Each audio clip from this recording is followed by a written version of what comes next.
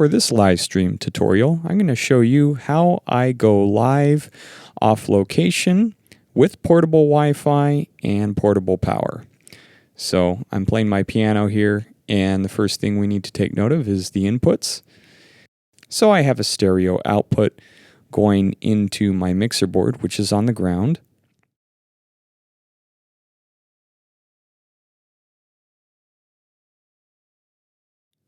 So input 3 and 4 is the piano, and input 1 is the talkback mic for announcements.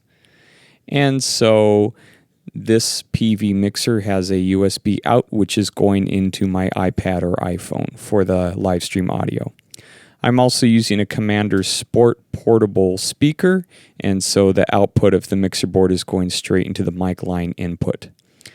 I'm using a Duracell battery for this. However, you can use any type of portable battery. This is a CAT portable battery, which has like jump starters and air compressor for a car, but it also stores enough energy to run a speaker, all your gear. So as you can see here for my internet, I'm using a Netgear M1 Nighthawk. This runs off a SIM card, and just like a cell phone, it'll pick up internet off the cellular data.